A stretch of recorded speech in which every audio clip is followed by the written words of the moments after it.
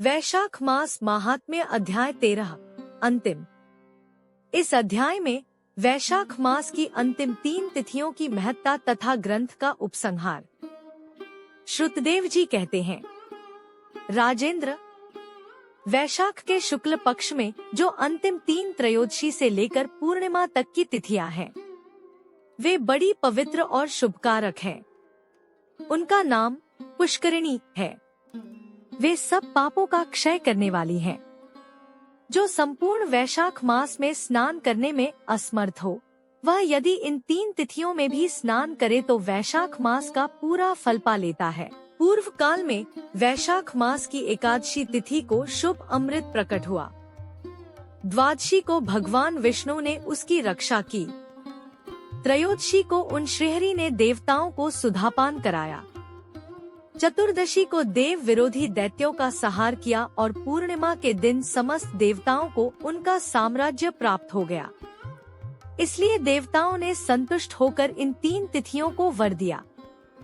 वैशाख मास की ये 3 शुभ तिथियां मनुष्यों के पापों का नाश करने वाली तथा उन्हें पुत्र पौत्रादि फल देने वाली हों।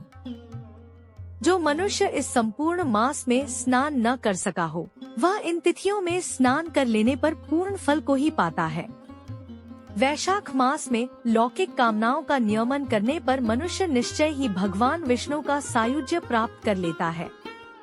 महीने भर नियम निभाने में असमर्थ मानव यदि उक्त 3 दिन भी कामनाओं का संयम कर सके तो उतने से ही पूर्ण फल को पाकर भगवान विष्णु के धाम में आनंद का अनुभव करता है। इस प्रकार वर देकर देवता अपने धाम को चले गए।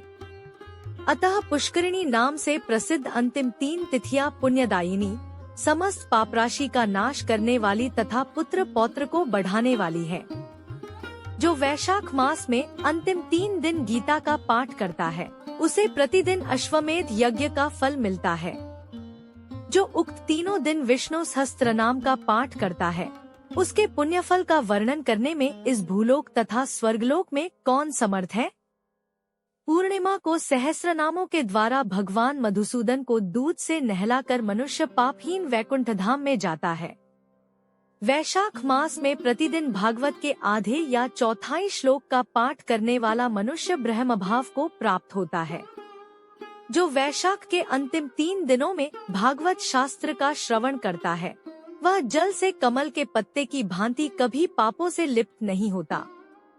उक्त तीनों दिनों के सेवन से कितने ही मनुष्यों ने देवत्व प्राप्त कर लिया, कितने ही सिद्ध हो गए और कितनों ने ब्रह्मत्व पा लिया। ब्रह्मज्ञान से मुक्ति होती है। अथवा प्रयाग में मृत्यु होने से या वैशाख मास में नियम पूर्वक प्रातःकाल जल में स्नान करने से मोक्ष की प्राप्ति होती है। इसलिए वैशाख के अंतिम 3 दिनों में स्नान, दान और भगवत पूजन आदि अवश्य करना चाहिए। वैशाख मास के उत्तम महात्म्य का पूरा वर्णन रोग शोक से रहित जगदीश्वर भगवान नारायण के सिवा दूसरा कौन कर सकता है। तुम भी वैशाख मास में दान आदि उत्तम कर्म का अनुष्ठान करो। इससे निश्चय ही तुम्हें भोग और मोक्ष की प्राप्ति होगी। इस प्रकार मिथिलापति जनक को उपदेश देकर श्रुतदेव जी ने उनकी अनुमति ले वहां से जाने का विचार किया। तब राजर्षि जनक ने अपने अभ्युदय के लिए उत्तम उत्सव कराया और श्रुतदेव जी को पालकी पर बिठाकर विदा किया।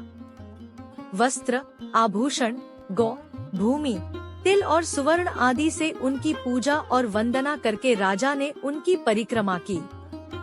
तत्पश्चात उनसे विदा हो महातेजस्वी एवं परम यशस्वी श्रुतदेव जी संतुष्ट हो प्रसन्नता पूर्वक वहां से अपने स्थान को गए। राजा ने वैशाख धर्म का पालन करके मोक्ष प्राप्त किया। नारद जी कहते हैं, अम्बरीश, यह उत्तम उपाख्यान मैंने तुम्हें सुनाया है, जो कि सब पापों का नाशक तथा संपूर्ण संपत्तियों को देने वाला है। इससे मनुष्य भक्ति, मुक्ति, ज्ञान एवं मोक्ष पाता है। नारद जी का यह वचन सुनकर महायशस्वी राजा अम्बरीश मन ही मन बहुत प्रसन्न हुए। उन्होंने बाह्य जगत के व्यापारों से निवृत्त होकर मुनि को साष्टांग प्रणाम किया और अपने संपूर्ण वैभवों से उनकी पूजा की। तत्पश्चात उनसे विदा लेकर देवर्षि नारद जी दूसरे लोक में चले गए। क्योंकि दक्ष प्रजापति के शाप से वे एक स्थान पर नहीं ठहर सकते।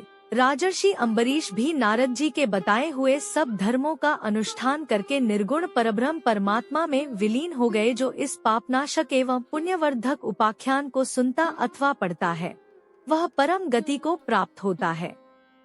जिनके घर में यह लिखी हुई पुस्तक रहती है उनके हाथ में मुक्ति आ जाती है। फिर जो सदा इसके श्रवण में मन लगाते हैं उनके लिए तो कहना ही क्या है। वैशाख मास महात्म्य संपूर्ण। जय जय श्री हरि, जय मधुसूदन, जय माधव मास।